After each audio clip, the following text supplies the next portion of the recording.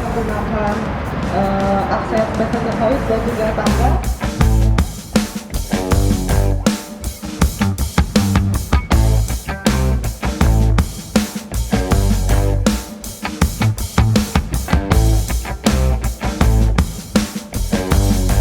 Halo, selamat siang sahabat Garin. Kali ini saya ada di stasiun TMII, dan di kesempatan ini kami dari Garuda Infrastruktur diberi kesempatan oleh Satker LRT Jabodebek untuk mengikuti acara uji coba kereta. Nah, sebetulnya LRT Jabodebek ini didesain untuk JOE 3, tapi dalam kesempatan ini kita akan mengadakan uji coba JOE 0, yaitu nanti keretanya akan jalan dari stasiun TMI ini ke stasiun Harjamukti. Yuk kita lihat liputannya.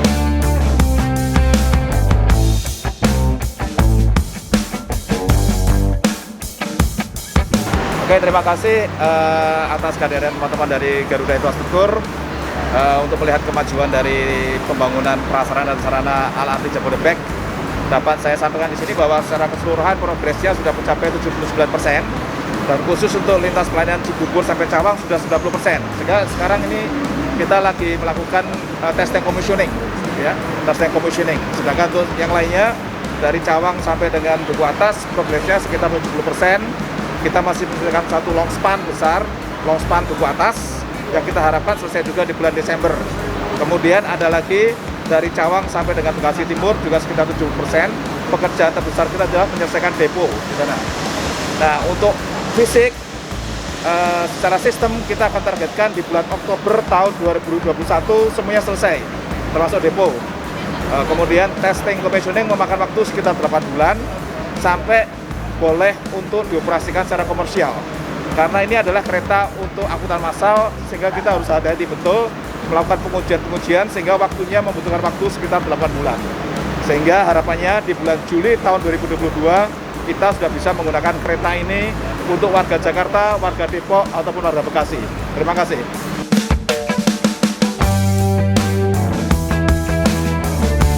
Ya teman-teman, ini saya sekarang udah ada di dalam kereta. Menarik sekali di sini karena di LRT Jabodebek ini gerbongnya panjang banget. Lihat, kalau kita lihat dengan LRT pada umumnya, walaupun di beberapa negara yang lain juga, LRT Jabodebek ini mempunyai kereta yang cukup panjang. Jadi total itu sekitar ada 6 gerbong, atau biasa kita sebut dengan 6 kar.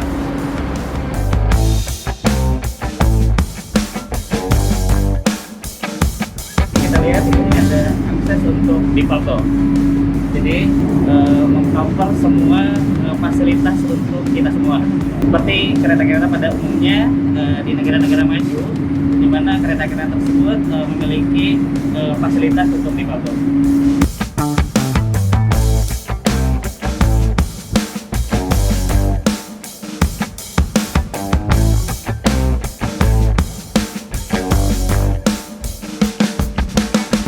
Jadi di Jakarta ini selain LRT ini sudah ada LRT juga, tapi hanya 5 kilo. Yang dari dibangun LRT Altikada ini jalurnya cukup panjang, dan dari hasil pengamatan kami dari Maska, kondisinya uji cobanya berhasil baik, kelihatannya semuanya berjalan dengan baik, dan menggunakan setrail, bukan menggunakan aliran atas seperti.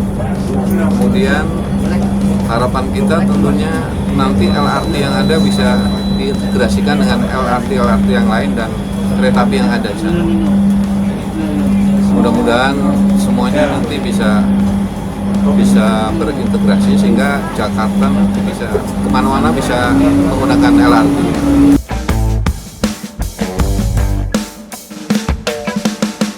Untuk bisa beroperasi secara GO 3 seperti yang sudah kita ketahui bahwa sudah ada referensi kereta di Singapura. Kereta ini untuk 31 transit rencananya sudah diselesaikan di akhir Maret 2021. Memang ada beberapa keterlambatan akibat adanya pandemi sekitar 6-8 bulan.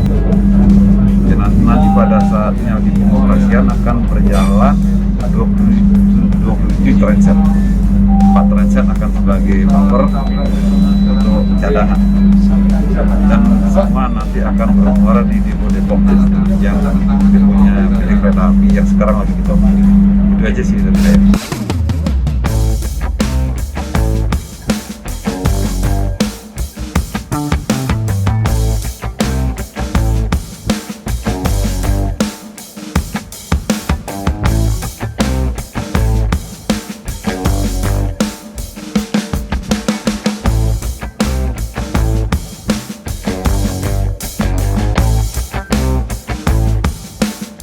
Ya teman-teman Garuda Infrastruktur dan teman-teman infrastruktur di Indonesia, sekarang ini saya bersama Mas Ferdian. Ini adalah PPK dari LRT Jabodebek. Jadi saya diajak untuk ngikutin uji coba GOE 0 ya di LRT Jabodebek ini. Kita mungkin akan ngobrol sedikit sama Mas Ferdian di sini. Mas Ferdian, terima kasih nih Mas, kita diundang lagi. Sama-sama Mas Bagja. Saya pengen bertanya nih Mas, sebetulnya GOE 0 itu apa Mas? Bisa mungkin dijelaskan kepada rekan-rekan infrastruktur? Oke, GOE 0 itu kita bicara kepanjangannya itu ada Grade of Automation. Grade of Automation itu sebenarnya terdiri atas beberapa level Mas Bagja.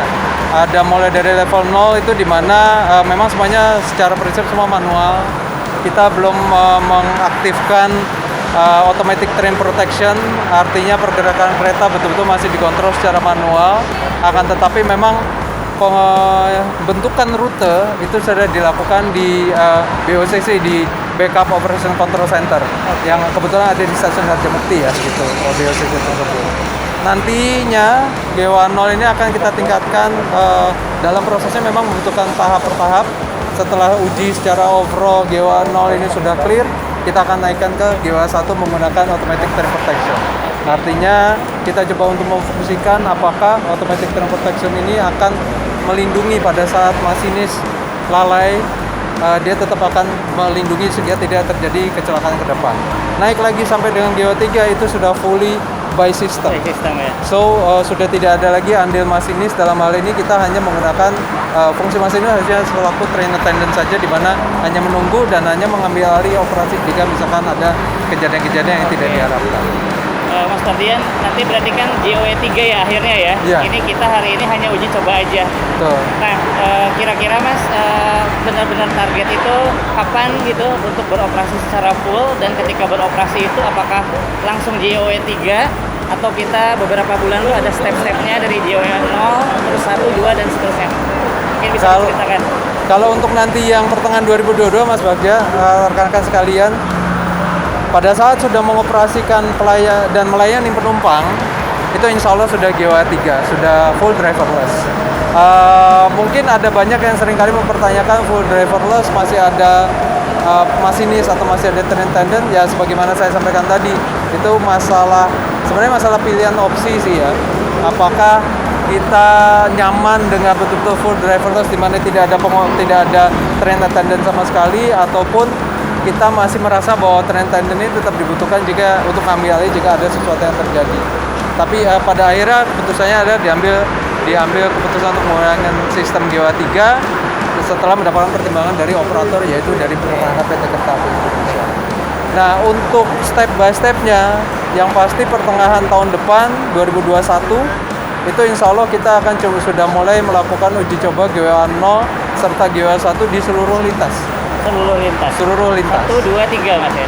Betul, lintas 1, lintas 2, lintas 3.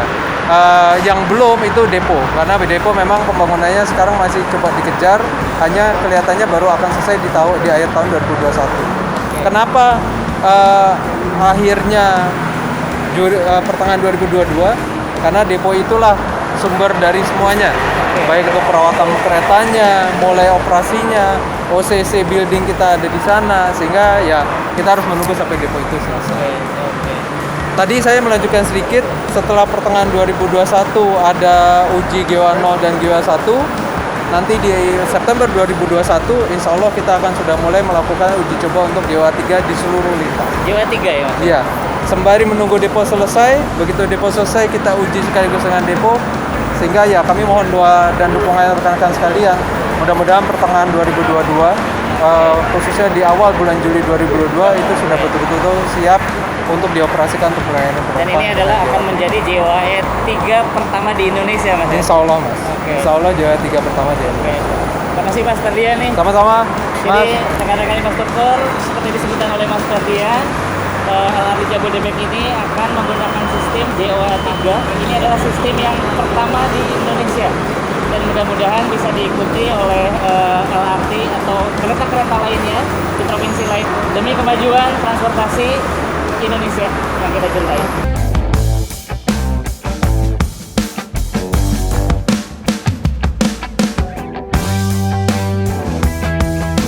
Selamat sore, Assalamualaikum warahmatullahi wabarakatuh. Saya Purnomo, Kepala Divisi LRT Jabodebek PT Kereta Api.